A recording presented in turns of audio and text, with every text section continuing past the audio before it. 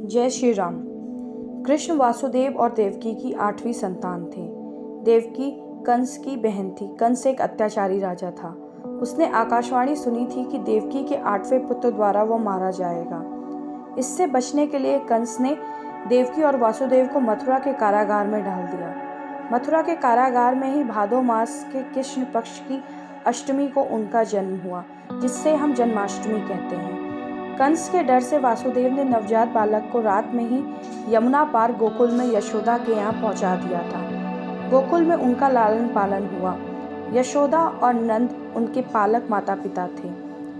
बाल्य अवस्था में ही उन्होंने बड़े बड़े कार्य किए थे, जो किसी सामान्य मनुष्य के लिए संभव नहीं थे। अपने जन्म के कुछ समय बाद ही कंस द्वारा भेजी गई राक्षसी पूतना का वध किया।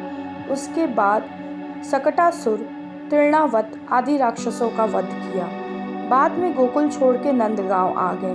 वहां पर भी उन्होंने कई लीलाएं की, जिसमें गोचरण लीला, गोवर्धन लीला, रास लीला आदि प्रमुख हैं। इसके बाद मथुरा में मामा कंस का वध किया। सौराष्ट्र में द्वारकी नगरी की स्थापना की, वहां अपना राज्य बसाया। पांडवों की मदद की और विभिन्न संकटों से उनकी रक्षा की।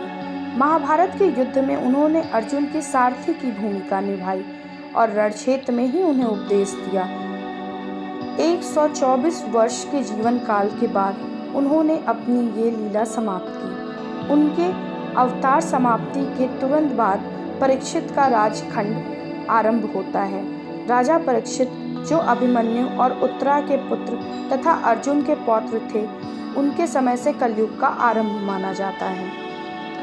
कृष्ण भारतीय संस्कृति में कई विद्याओं का प्रतिनिधित्व करते हैं। उनका चित्रण आमतौर पर विष्णु जैसे कृष्ण काले या नीले रंग की त्वचा के साथ किया जाता है।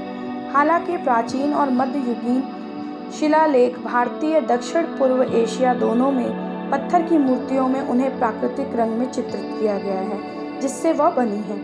कुछ ग्रंथों में उनकी त्वचा को काव्य रूप में जामुन यानी जामुन के बैंगनी रंग के फल के समान वर्णित किया गया है।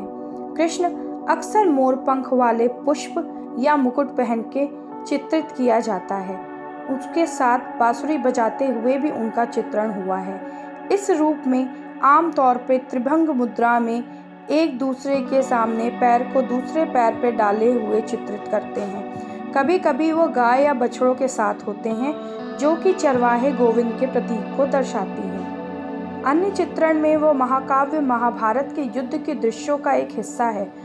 वहाँ उन्हें एक सारथी के रूप में दिखाया जाता है, विशेष रूप से जब वह पांडव राजकुमार अर्जुन को संबोधित कर रहे हैं, जो प्रतीकात्मक रूप से हिंदू धर्म का एक ग्रंथ भगवत गीता को सुनाते हैं। इन लोकप्रिय चित्रों में कृष्ण कभी पथ प्रदर्शक के रूप में सामने प्रकट होते हैं, या तो कभी दूरदृष्टा के रूप में, तो कभी रथ चालक के रूप में। कृष्ण के वैकल्पिक चित्रण में उनको एक बालक के रूप में दिखाते हैं, एक बच्चा अपने हाथों और घुटनों के बल रेंगते हुए, नृत्य करते हुए, कभी साथी मित्र ग्वाल बाल को चुरा के मक्खन देते हुए, जिसे हम माखन चोर कहते हैं, लड्डू को अपने हाथ में लेके चलते हुए लड्डू गोपाल, अथवा प्रलय के समय बरगद के पत्ते पे तैरते हुए एक अलौकिक शिशु जो अपने पैर की उंगली को चूसता हुआ प्रतीत होता है।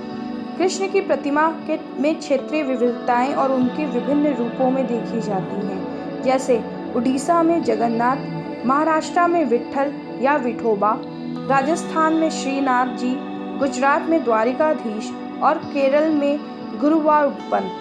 अन्य चित्रणों में उन्हें राधा के साथ भी दिखाया जाता है, जो राधा कृष्ण के दिव्य प्रेम का प्रतीक माना जाता है।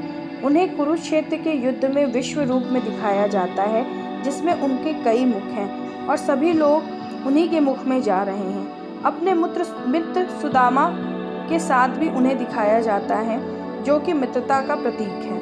वास्तुकला में कृष्ण चिन्हों एवं मूर्तियों के लिए दर्शन स्रोतों का वर्णन मध्यकालीन युग में हिंदू मंदिर कलाओं जैसे कि वैखानस विष्णु धर्मोत्तम पुराण, अग्नि पुराण में वर्णित है।